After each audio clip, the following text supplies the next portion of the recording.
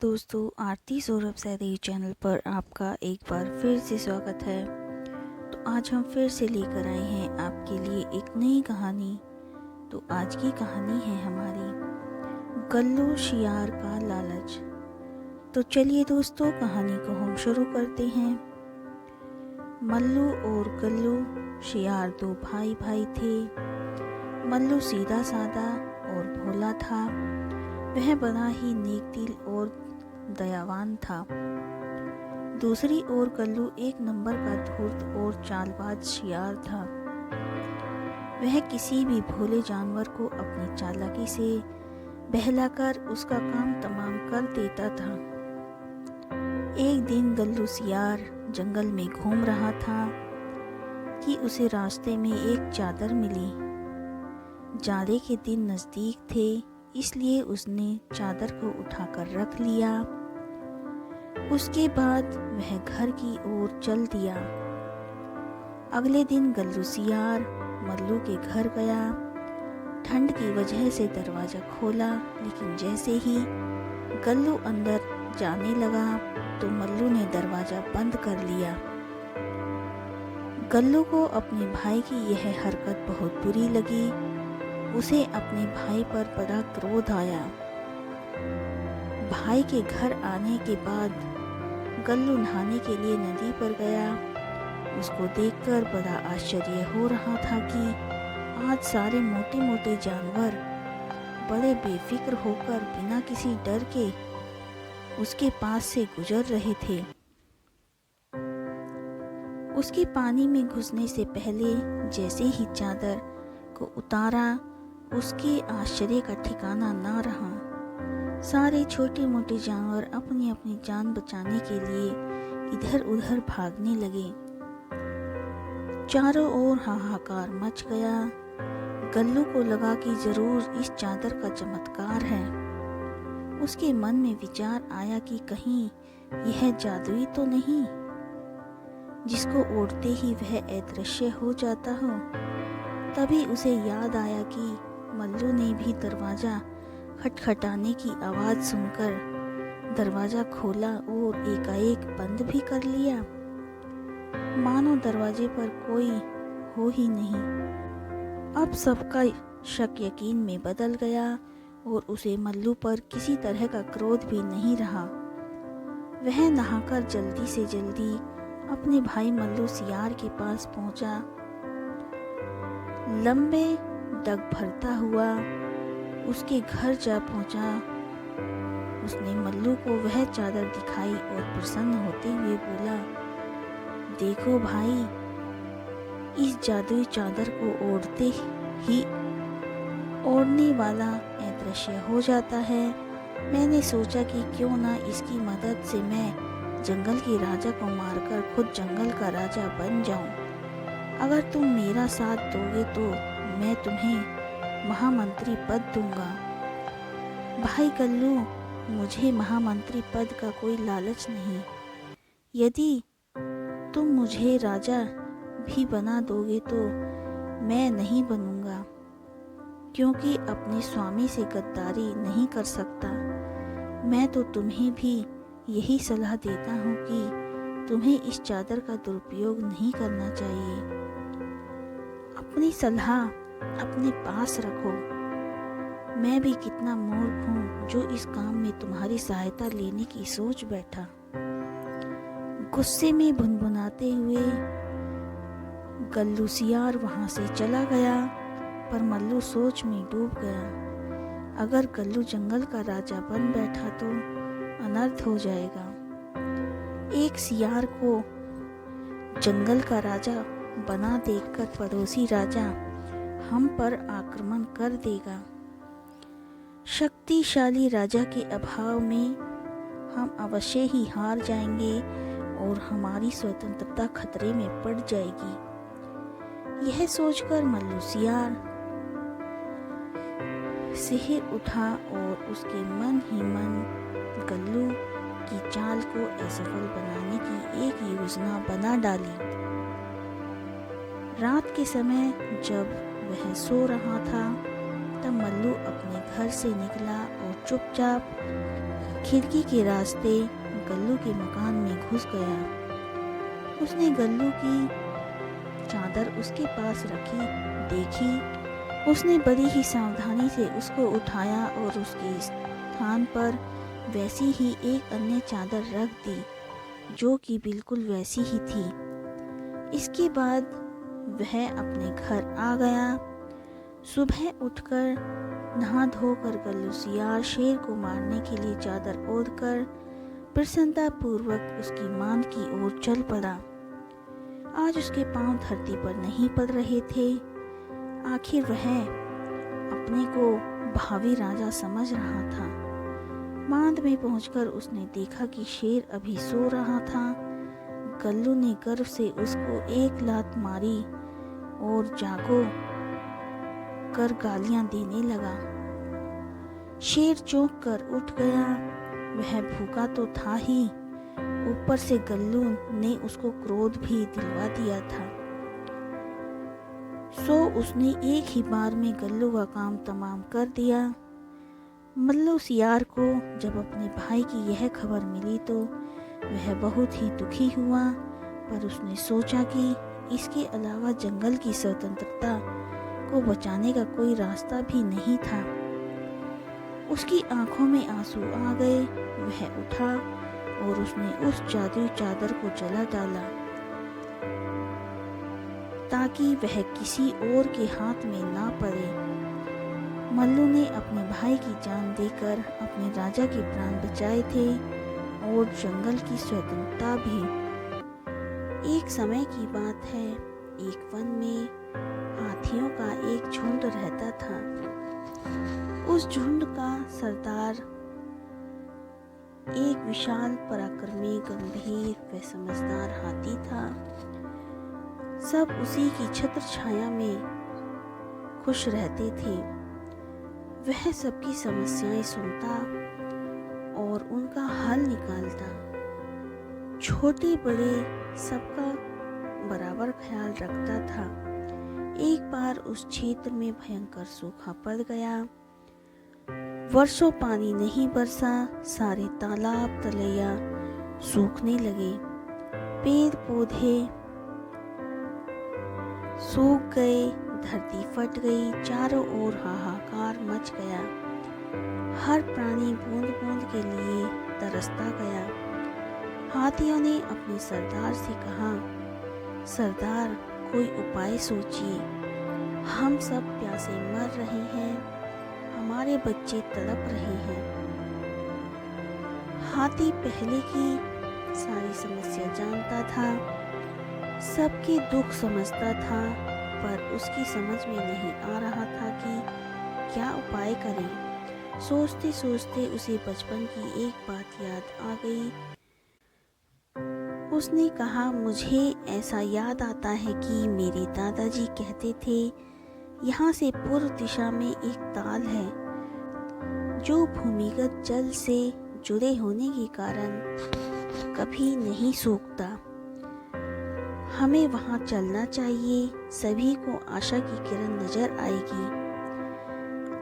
हाथियों का झुंड उसके द्वारा बताई गई दिशा की ओर चल पड़ा।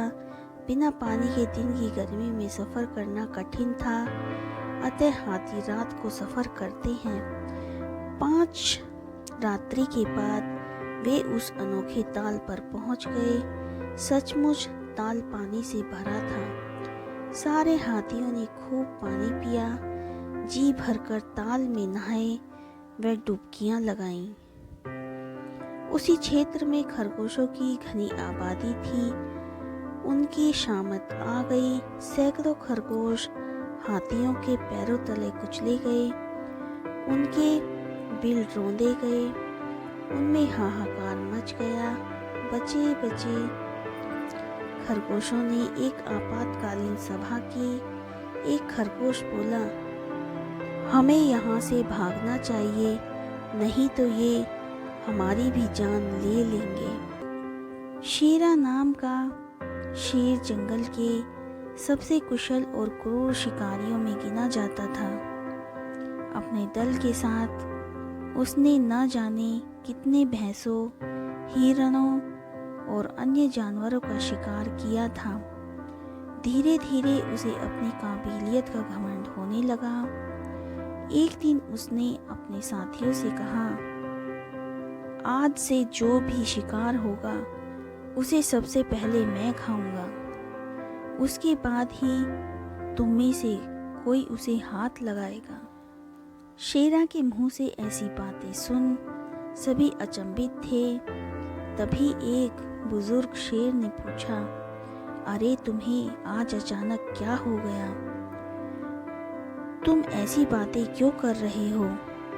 शेरा बोला, मैं ऐसी वैसी कोई बात नहीं कर रहा। जितने भी शिकार होते हैं उसमें मेरा सबसे बड़ा योगदान होता है। मेरी ताकत के दम पर ही हम इतने शिकार कर पाते हैं, इसलिए शिकार पर सबसे पहला हक मेरा ही है। अगले दिन एक सभा बुलाई गई। अनुभवी शेरों ने शेरा को समझाया, देखो शेरा, हम मानते हैं कि तुम एक कुशल शिकारी हो, पर यह भी सच है कि बाकी लोग भी अपनी क्षमता अनुसार शिकार में पूरा योगदान देते हैं। इसलिए हम इस बात के लिए राजी नहीं हो सकते कि शिकार पर पहला हक तुम्हारा है। हम सब मिलकर शिकार करते हैं और हमें मिलकर ही उसे खाना होगा। शेरा को ये बात पसंद नहीं आई। अपने ही घमंड में चूर वह बोला, कोई बात नहीं, आज से मैं अकेले ही शिकार करूंगा और तुम सब मिलकर अपना शिकार करना। और ऐसा कहते हुए शेरा सभा से उठकर चला गया। कुछ समय बाद जब शेरा को भूख लगी तो उसने शिकार करने का सोचा। वह भैंसों के एक झुंड की तरफ दहाड़ते हुए बढ़ा, पर ये क्या, जो भैंसे उसे देखकर कांप उठते थे, आज उसके आने पर जरा सी भी घबराहट, उल्टे एकजुट होकर उसे दूर खदेड़ दिया। शेर ने सोचा, चलो कोई बात नहीं, मैं हिरणों का शिकार कर लूंगा। और वो हिरणों की तरफ बढ़ा, पर अकेले वो कहाँ तक इन फुर्तीले हिरणों को घेर पाता। हिरन भी उसके हाथ नहीं आए। अब शेरा को एहसास हुआ कि इतनी ताकत होते हुए भी बिना दल का सहयोग पाए वो एक भी शिकार कर नहीं सकता। उसे पछतावा होने लगा। वह निराश होकर बाकी शेरों के पास पहुंचा और अपने इस व्यवहार के लिए क्षमा मांग ली। और एक बार फिर जंगल उसकी दहाड़ से कांपने लगा। अली नाम के एक लड़के को पैसों की सख्त जरूरत थी। उसने अपने मालिक से मदद मांगी, लेकिन पैसे देने को तैयार तो हो गया, पर उसने एक शर्त रखी। शर्त ये थी कि अली को बिना आग जलाए कल की रात पहाड़ी की सबसे ऊंची चोटी पर बितानी है। अगर वो ऐसा कर लेता है तो उसे एक बड़ा इनाम मिलता, और अगर नहीं कर पाता तो उसे मुफ्त में काम करना होता। अली जब दुकान से निकला तो उसे एहसास हुआ कि वाकई कड़ाके की ठंड पड़ रही है और बर्फीली हवाएं इसे और मुश्किल बना रही हैं। उसे मन ही मन लगा कि शायद उसने ये शर्त कबूल कर बहुत बड़ी बेवकूफ़ी कर ली है। घबराहट से वह तुरंत अपने दोस्त आदिल के पास पहुंचा और सारी बात बता दी। आदिल ने कुछ देर सोचा और बोला, चिंता मत करो, मैं तुम्हारी मदद करूंगा। कल रात जब तुम पहाड़ी पर होंगे तो ठीक सामने देखना, मैं तुम्हारे लिए सामने वाली पहाड़ी पर सारी रात आग जलाकर बैठूंगा। तुम आग की तरफ देखना और हमारी दोस्ती के बारे में सोचना। वो तुम्हें गर्म रखेगी और जब तुम रात बिता लोगे तो बाद में मेरे पास आना, मैं बदले में तुमसे कुछ लूँगा। अली अगली रात पहाड़ी पर जा पहुंचा। सामने वाली पहाड़ी पर आदिल भी आग जलाकर बैठा था। अपने दोस्त की दी हिम्मत से अली ने वो बर्फीली रात किसी तरह काट ली। मालिक ने शर्त के मुताबिक उसे ढेर सारे पैसे इनाम में दिए। इनाम मिलते ही वो आदिल के पास पहुंचा और बोला, तुमने कहा था कि मेरी मदद के बदले तुम कुछ लोगे, कितने पैसे चाहिए तुम्हें? आदिल बोला, हाँ मैंने कुछ लेने को कहा था पर वो पैसे नहीं हैं। मैं तो तुमसे एक वादा लेना चाहता था। वादा करो कि अगर कभी मेरी जिंदगी में भी बर्फीली हवाएं चले तो तुम मेरे लिए दोस्ती की आग जलाओगे। अली ने फौरन उसे गले लगा लिया और हमेशा दोस्ती निभाने का वादा किया। तो दोस्तों दोस्ती वो ही पहला रिश्ता होता है जो हम खुद बनाते हैं। बाकी रिश्तों के साथ तो हम पैदा होते हैं। सचमुच अगर हम अपनी लाइफ से दोस्तों को हटा दें तो जिंदगी कितनी खाली हो जाएगी। दोस्त होने का मतलब सिर्फ खुशियां बांटना नहीं होता। दोस्ती का असली मतलब अपने दोस्त का उस समय साथ देना होता है जब वो मुसीबत में हो, जब उसे हमारी सबसे ज़्यादा ज़रूरत हो। तो 3 व्यक्ति एक सिद्ध गुरु से दीक्षा प्राप्त कर वापस लौट रहे थे। गुरुजी ने उन्हें आध्यात्मिक ज्ञान के साथ साथ व्यवहारिक होने की सीख भी दी। तीनों तमाम ग्रंथों पुराणों पर चर्चाएं करते आगे बढ़ते जा रहे थे। बहुत समय चलने के बाद उन्हें एहसास हुआ कि अब उन्हें कहीं विश्राम करना चाहिए और रात गुजार कर ही आगे बढ़ना चाहिए। वे एक जगह रुके और खाने की पोटली खोली, पर दुर्भाग्यवश उसमें एक ही रोटी बची थी। तीनों ने सोचा कि इसे बांटकर खाने से किसी की भूख नहीं मिटेगी। अच्छा होगा कि कोई एक ही इसे खा ले। पर वो एक व्यक्ति कौन है, ये कैसे पता चले? वे आध्यात्मिक अनुभव पर लौट रहे थे, इसलिए तीनों ने तय किया कि इसका निर्णय वे भगवान पर छोड़ देंगे। भगवान ही कुछ ऐसा इशारा करेंगे कि समझ आ जाएगा कि रोटी किसे खानी है। और ऐसा सोचकर वे तीनों लेट गए। थके होने के कारण जल्द ही सबकी आंखें लग गईं। जब अगली सुबह वे उठे तो पहले व्यक्ति ने कहा, कल रात मेरे सपने में एक देवदूत आए। वे मुझे स्वर्ग की शहर पर ले गए। सचमुच इसमें पहले मैंने कभी ऐसे दृश्य नहीं देखे थे। असीम शांति, असीम सौंदर्य मैंने हर जगह देखी। और जब मैं भ्रमण के अंतिम चरण में था तो सफ़ेद वस्त्र पहने एक महात्मा ने मुझसे कहा, पुत्र ये रोटी लो, इसे प्रसाद समझो और अपनी भूख मिटाओ। पहले व्यक्ति ने अपनी बात खत्म की थी कि दूसरा व्यक्ति बोला, कितनी अजीब बात है, मैंने भी बिल्कुल ऐसा ही सपना देखा। और अंत में एक महात्मा ने मुझे स्पष्ट निर्देश दिया कि मैंने जीवन भर लोगों को भला किया है, इसलिए रोटी पर मेरा ही हक बनता है। उन दोनों की बातें सुन तीसरा व्यक्ति चुपचाप बैठा था। तुमने क्या सपना देखा? पहले व्यक्ति ने पूछा। मेरे सपने में कुछ नहीं था, मैं कहीं नहीं गया और न ही मुझे कोई महात्मा दिखे। लेकिन रात में जब एक बार मेरी नींद टूटी तो मैंने उठकर रोटी खा ली। अरे तुमने ये क्या किया? ऐसा करने से पहले तुमने हमें बताया क्यों नहीं? बाकी दोनों ने गुस्से से पूछा। कैसे बताता? तुम दोनों अपने अपने सपनों में इतने दूर जो चले गए थे। तीसरे व्यक्ति ने कहा, और कल ही तो गुरुजी ने हमें बताया था कि आध्यात्मिक ज्ञान के साथ साथ व्यवहारिक ज्ञान का महत्व समझना चाहिए।